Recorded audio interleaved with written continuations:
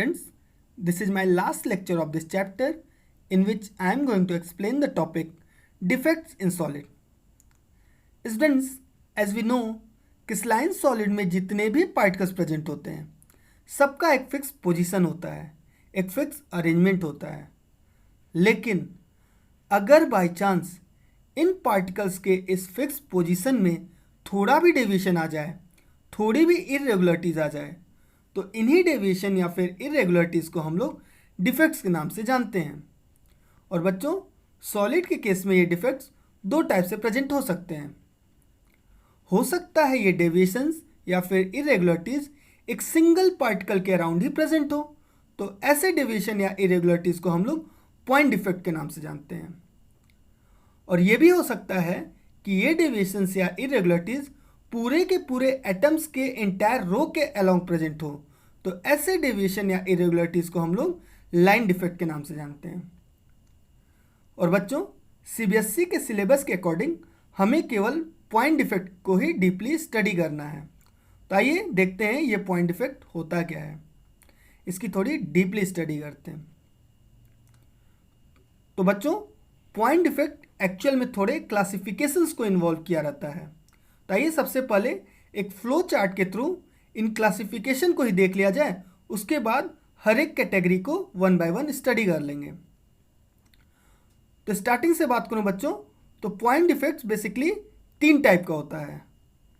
एक को हम लोग बोलते हैं स्टोइकोमेट्रिक डिफेक्ट, दूसरा नॉन स्टोइकोमेट्रिक डिफेक्ट और तीसरा इम्प्योरिटी डिफेक्ट। अगर हम स्टोइकोमेट्रिक डिफेक्ट की बात करें तो ये चार कैटेगरी में डिवाइड हो सकता है। एक को हम लोग बोलते हैं वैकेंसी डिफेक्ट, दूसरे को हम लोग बोलते हैं इंटरस्टिशियल डिफेक्ट, तीसरे को हम लोग बोलते हैं फ्रैंकल डिफेक्ट और लास्ट को बोलते हैं हम लोग शॉर्टकी डिफेक्ट। इसी तरीके से नॉन स्टोइकोमेट्रिक डिफेक्ट बच्चों दो कैटेगरी में डिवाइड किया जाता है। एक को हम लोग बोलते हैं मेटल एक्सेस डिफेक्ट और दूसरे को हम लोग बोलते हैं मेटल डेफिशिएंसी डिफेक्ट्स। तो आइए इन सभी कैटेगरीज को वन बाय वन स्टडी कर लेते हैं। Now first type of point defect is stoichiometric defect. Students, ऐसा डिफेक्ट जिसके कारण सॉलिड की स्टोइकोमेट्री या फिर उसका मॉलिक्यूलर फॉर्मूला डिस्टर्ब ना हो, ऐसे डिफेक्ट को हम लोग स्टोइकोमेट्रिक डिफेक्ट बोलते हैं। इस टाइप के डिफेक्ट को बच्चों थर्मोडायनेमिक डिफेक्ट या फिर इंट्रिंसिक डिफेक्ट भी बोला जाता है। और ये डिफेक्ट बच्चों चाहे सॉलिड आयनिक हो या फिर नॉन आयनिक, दोनों ही केस में प्रेजेंट हो सकता है। अगर हम बात करें नॉन आयनिक सॉलिड की, तो नॉन आयनिक सॉलिड में स्टोइकोमेट्रिक डिफेक्ट दो टाइप का प्रेजेंट होता है। एक को हम लोग बोलते हैं वैकेंसी डिफेक्ट, दूसरे को बोलते हैं इंटरस्टिशियल डिफेक्ट। वही बात करें आयनिक सॉलिड्स की, तो आयनिक सॉलिड्स में भी बच्चों ये डिफेक्ट दो टाइप से प्रेजेंट होता है। एक को हम लोग बोलते हैं फ्रैंकल डिफेक्ट और दूसरे को बोलते हैं शॉर्टकी डिफेक्ट। तो आइए वन बाय वन इन चारों ही कैटेगरीज को स्टडी कर लेते हैं। स्टार्ट करते हैं वैकेंसी डिफेक्ट से। स्टूडेंट्स, ऐसा डिफेक्ट जिसमें सॉलिड के अंदर कुछ पार्टिकल्स अपने लैटिस साइड से मिसिंग होते हैं, इसके कारण जो डिफेक्ट होता है उसे हम लोग वैकेंसी डिफेक्ट बोलते हैं। जैसा अभी आपको स्क्रीन पे दिखाई दे रहा है, इसमें क्या है, कुछ पार्टिकल्स अपने एक्चुअल पोजीशन अपने लैटिस साइड से मिसिंग हैं, इसलिए वहाँ पे वैकेंसी क्रिएट हो गया है और इसी कारण इसको हम लोग वैकेंसी डिफेक्ट बोलते हैं। सिंस यहाँ पे पार्टिकल मिसिंग हो रहे हैं तो मास भी डिक्रीज हो जाएगा और मास डिक्रीज होगा तो सॉलिड की डेंसिटी भी डिक्रीज हो जाएगी। इसलिए बच्चों याद रखिएगा, वैकेंसी डिफेक्ट के कारण हमेशा सॉलिड की डेंसिटी डिक्रीज होती है। Now interstitial defect. सॉलिड का वो डिफेक्ट बच्चों जिसमें कुछ एडिशनल पार्टिकल्स बाहर से आके सॉलिड के इंटरस्टिशियल स्पेसेस को ऑक्यूपाई कर लें, इसके कारण जो डिफेक्ट होता है उससे हम लोग इंटरस्टिशियल डिफेक्ट बोलते हैं। जैसा अभी आपको स्क्रीन पे दिखाई दे रहा है, यहाँ पे क्या है बच्चों, कुछ एडिशनल पार्टिकल्स बाहर से आके सॉलिड के इंटरस्टिशियल स्पेसेस को ऑक्यूपाई कर लिए हैं, इसीलिए इसको इंटरस्टिशियल डिफेक्ट बोला जाता है। सिंस यहाँ पे पार्टिकल्स इंक्रीज हो रहे हैं तो मास इंक्रीज होगा और मास इंक्रीज होने के कारण बच्चों डेंसिटी भी इंक्रीज हो जाएगा। इसलिए याद रखिएगा, इंटरस्टिशियल डिफेक्ट कारण सॉलिड की डेंसिटी इंक्रीज होती है। नाउ फ्रैंकल डिफेक्ट, ये आयनिक सॉलिड का केस है। मान लीजिए बच्चों, किसी आयनिक सॉलिड में स्पेशली स्मॉलर आयंस जो कि एक्चुअल में कैटायंस होते हैं, वो अपने लैटिस साइट पे ना प्रेजेंट होके किसी इंटरस्टिशियल साइट को ऑक्यूपाई कर लेते हैं। ऐसे डिफेक्ट को हम लोग फ्रैंकल डिफेक्ट बोलते हैं, जैसा अभी आपको स्क्रीन पे दिखाई दे रहा है। यहाँ पे क्या है, एक कैटायन अपने एक्चुअल साइट, जिसे हम लोग लैटिस साइट बोलते हैं, उससे डिसलोकेट होके किसी इंटरस्टिशियल साइट पे प्रेजेंट हो गया है। इसलिए जहाँ पे जो उस कैटायन का एक्चुअल साइट था वहाँ पे तो वैकेंसी क्रिएट हो गया है, लेकिन जिस नए जगह पे वो गया है वहाँ पे एक इंटरस्टिशियल डिफेक्ट क्रिएट हो गया है। तो बच्चों याद रखिएगा, फ्रैंकल डिफेक्ट में वैकेंसी डिफेक्ट भी इन्वॉल्व होता है, इंटरस्टिशियल डिफेक्ट भी इन्वॉल्व होता है, क्योंकि यहाँ पे पार्टिकल क्या होता है, बस अपने पोजीशन से डिसलोकेट हो जाता है। इसीलिए इसको हम लोग डिसलोकेशन डिफेक्ट भी बोलते हैं। और ये डिसलोकेशन डिफेक्ट बच्चों मेनली उन्हीं आयनिक सॉलिड्स में पाया जाता है जिनके अंदर जो आयंस होते हैं, कैटायंस और अनायंस, उनके बीच के साइज डिफरेंस बहुत ज़्यादा होता है। ऐसे डिफेक्ट्स, ऐसे सॉलिड में ये डिफेक्ट्स कॉमन होते हैं, जैसे zinc sulphide, silver chloride, silver bromide, silver iodide etcetera. यहाँ पे देखिए बच्चों, ना ही कोई पार्टिकल सॉलिड के बाहर जा रहा है, ना ही कोई पार्टिकल सॉलिड के अंदर आ रहा है। तो मास में तो कोई चेंज हो नहीं रहा है, और मास में कोई चेंज नहीं हो रहा है, तो इस कारण बच्चों यहाँ पे डेंसिटी में कोई चेंज नहीं होता। तो फ्रैंकल डिफेक्ट कारण सॉलिड की डेंसिटी में कोई चेंज नहीं होता।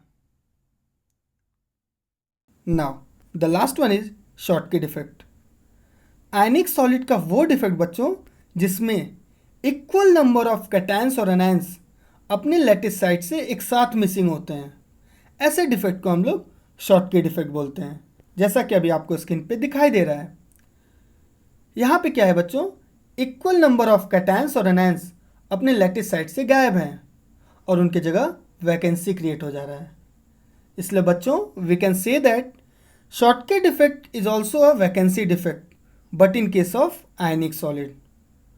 और बच्चों ये डिफेक्ट मेनली उन्हीं आयनिक सॉलिड में कॉमन होता है जिनके अंदर कैटायंस और एनायंस की साइज ऑलमोस्ट सिमिलर होती है। For example sodium chloride, potassium chloride, caesium chloride, silver bromide etcetera.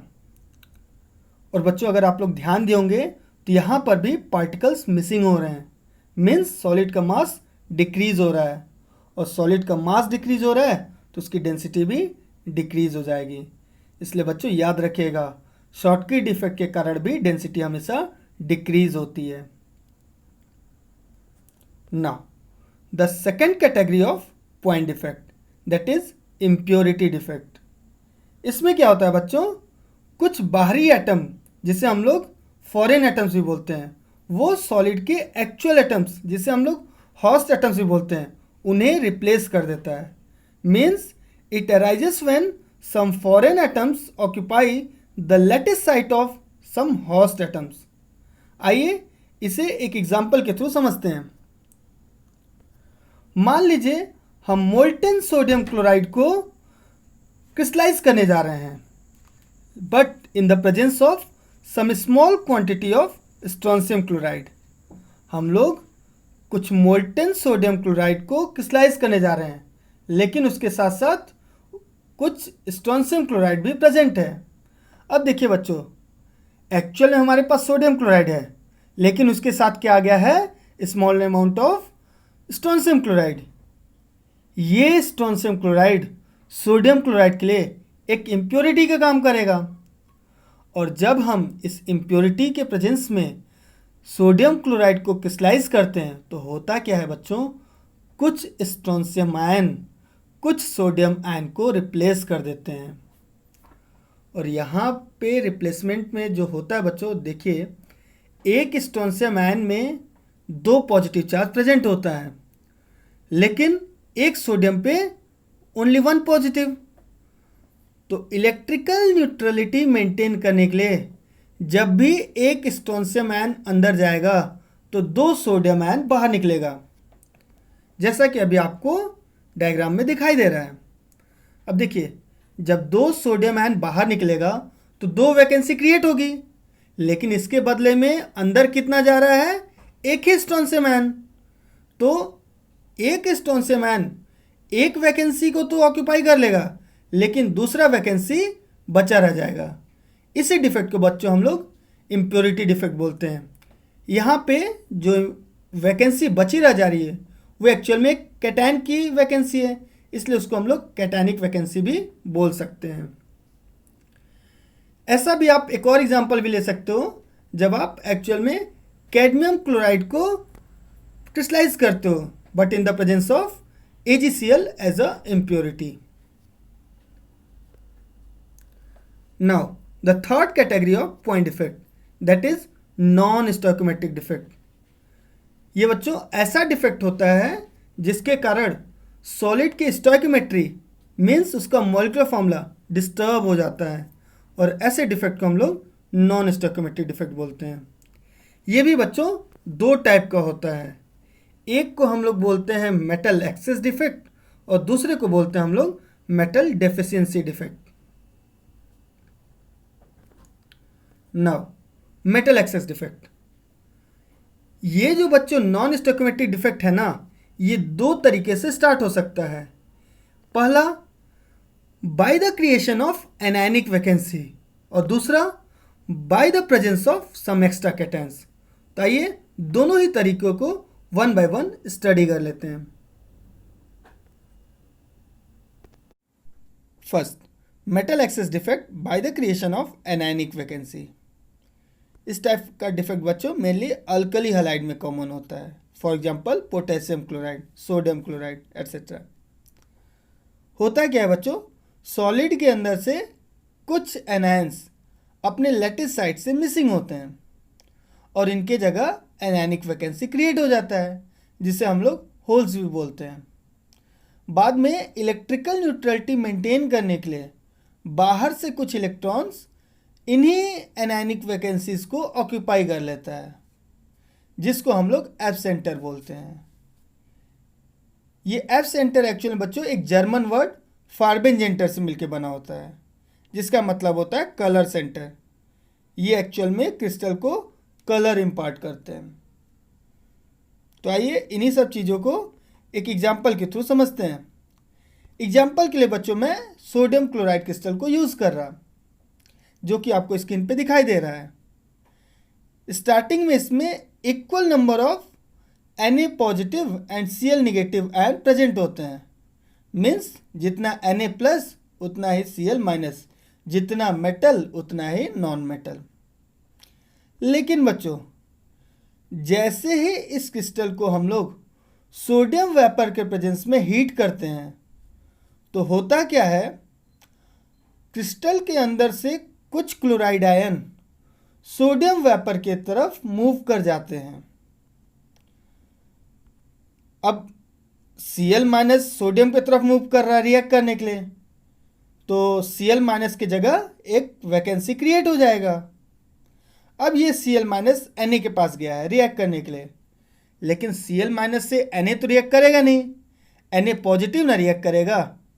तो क्या होता है, Cl माइनस को देखते ही ये जो सोडियम वेपर का सोडियम एटम है वो एक इलेक्ट्रॉन लूज करता है, Na प्लस बना के Cl माइनस से रिएक्ट कर जाता है, और यहाँ पे जो इलेक्ट्रॉन रिलीज हुआ है वो Cl माइनस के पोजीशन को, वैकेंसी को ऑक्यूपाई कर लेता है, और इसको हम लोग एफ सेंटर बोलते हैं। ये बच्चों F centre sodium chloride crystal को येलो कलर प्रोवाइड करता है। और बच्चों यहाँ पे अगर आप ध्यान देंगे तो स्टार्टिंग में तो जितना Na प्लस था उतना ही Cl माइनस, लेकिन बाद में क्या हो रहा है, Cl माइनस कम हो जा रहा है Na प्लस के रेस्पेक्ट में। इट मीन्स अब क्या हो रहा है, क्रिस्टल के अंदर एक्सेस ऑफ सोडियम हो जा रहा है, इसीलिए इसको हम लोग मेटल एक्सेस डिफेक्ट बोलते हैं। Now second way is metal access defect bye the presence of extra cations. इसके लिए बच्चों हम लोग जिंक ऑक्साइड का एग्जाम्पल ले रहे हैं। इसमें क्या होता है, equal amount of Zn2 plus and O2 minus ion present होते हैं, जैसा कि आपको स्क्रीन पे दिखाई दे रहा है। लेकिन बच्चों, जैसे ही हम इस वाइट कलर के जिंक ऑक्साइड को हीट करते हैं तो ये Zn2 positive plus half O2 plus 2 electron में ब्रेक हो जाता है, जैसा कि आपको रिएक्शन में दिखाई दे रहा है। यहाँ पे देखिए बच्चों, ये जो जिंक ऑक्साइड होता है ना, इसके अंदर जिंक 2 पॉजिटिव और ऑक्सीजन O2 निगेटिव के फॉर्म में प्रेजेंट होता है। और जैसे ही इसको आप हीट करते हो तो रिएक्शन के बाद जिंक 2 पॉजिटिव और O2 गैस का फॉर्मेशन होता है। तो फिर से रिएक्शन को ऑब्जर्व कीजिए, रिएक्शन के पहले भी जिंक 2 पॉजिटिव के फॉर्म में था, रिएक्शन के बाद भी जिंक 2 पॉजिटिव के फॉर्म में ही रह रहा है। लेकिन जो ऑक्साइड आयन है O2 माइनस आयन, वो O2 गैस ऑक्सीजन गैस बन के निकल जा रहा है। अब इसी चीज़ को हम लोग क्रिस्टल में देखते हैं। देखिए, जैसा कि हमें स्टार्टिंग दिख रहा है कि equal amount of Zn2 plus और O2 माइनस आयन प्रेजेंट थे, लेकिन जैसे इसको हीट करते हैं तो Zn2 प्लस तो क्रिस्टल के अंदर ही रहता है उसी फॉर्म में, लेकिन जो O2 माइनस आयन था वो ऑक्सीजन गैस बन के क्रिस्टल के बाहर चला गया। और यहाँ पे जो zinc 2 positive and 2 electron produce हुआ था वो क्रिस्टल के अंदर ही रह जाता है, लेकिन किसी इंटरस्टिशियल साइट्स पे, लेकिन क्रिस्टल के अंदर ही रहता है। तो इसके कारण हुआ क्या बच्चों, क्रिस्टल के अंदर जो स्टार्टिंग में दोनों ही ion zinc 2 positive and O2 negative equal amount में थे, बाद में ऑक्सीजन कम हो गया, O2 माइनस आयन कम हो गया, जिसके कारण जिंक क्या हो गया, एक्सेस में हो गया। इसीलिए बच्चों हम लोग इसको मेटल एक्सेस डिफेक्ट बोलते हैं। Now last one is metal deficiency defect. इस टाइप का डिफेक्ट बच्चों फेरस ऑक्साइड में बहुत कॉमन होता है, FeO। अगर हम FeO क्रिस्टल का एग्जांपल लें तो इसमें बच्चों equal amount of Fe2 plus ion, जिसे हम फेरस आयन बोलते हैं, और दूसरा O2 माइनस आयन, जिसे हम ऑक्साइड आयन बोलते हैं। मीन्स इक्वल अमाउंट में फेरस आयन और ऑक्साइड आयन प्रेजेंट होते हैं, जैसा कि अभी आपको स्क्रीन पे दिखाई दे रहा है। लेकिन होता क्या है बच्चों, मैक्सिमम फेरस ऑक्साइड क्रिस्टल में कुछ Fe2 प्लस आयन मिसिंग होते हैं, जैसा कि अभी आपको स्क्रीन पे दिखाई दे रहा है। तो जब Fe2 प्लस आयन क्रिस्टल से मिसिंग होंगे तो पॉजिटिव चार्ज कम हो जाएगा, और पॉजिटिव चार्ज कम होने से क्रिस्टल की इलेक्ट्रिकल न्यूट्रलिटी डिस्टर्ब हो जाती है। तो इसके लिए बच्चों हम लोग क्या करते हैं, इस मिसिंग Fe2 प्लस के जगह हम लोग बाहर से कुछ Fe3 plus ion, ferric ion add कर देते हैं। जितना चार्ज पॉजिटिव चार्ज कम होगा उतने ही पॉजिटिव चार्ज को हम by addition of Fe3 plus ion maintain करने की कोशिश करते हैं। एक एग्जांपल लेते हैं इसके लिए। मान लेते हैं क्रिस्टल के अंदर से 3 Fe2 प्लस आयन मिसिंग है, मतलब टोटल 6 पॉजिटिव चार्ज, क्योंकि एक Fe पे 2 प्लस तो 3 Fe पे 6 पॉजिटिव, तो टोटल सिस्टम से 6 पॉजिटिव चार्ज मिसिंग है। इसके लिए हम लोग बाहर से फेरिक आयन ऐड करेंगे, Fe3 प्लस आयन, और 6 पॉजिटिव के लिए हम लोग 2 फेरिक आयन ऐड करते हैं, 2 Fe3 प्लस। तो देखिए बच्चों, मिसिंग कितना है, 3 Fe2 प्लस आयन, जैसा कि आपको फर्स्ट फिगर में दिखाई दे रहा है। अब इसके लिए हम लोग बाहर से 2 Fe3 प्लस आयन को ऐड करते हैं, तो होगा क्या, 3 Fe2 प्लस कम होने के कारण 3 वैकेंसी क्रिएट हुआ, लेकिन हम लोग बाहर से कितना ऐड कर रहे हैं, 2 ही Fe3 प्लस, तो 2 Fe3 प्लस 2 वैकेंसी को तो ऑक्यूपाई कर लेगा, लेकिन तीसरा वाला बचा रह जाता है। इसलिए बच्चों क्या होता है, फाइनल में ओवरऑल ऑक्सीजन के कंपेरिजन में आयरन थोड़ा कम हो जाता है। इसीलिए बच्चों इस टाइप के डिफेक्ट को हम लोग मेटल डेफिशिएंसी डिफेक्ट बोलते हैं, जैसा कि अभी आपको स्क्रीन पे दिखाई दे रहा है।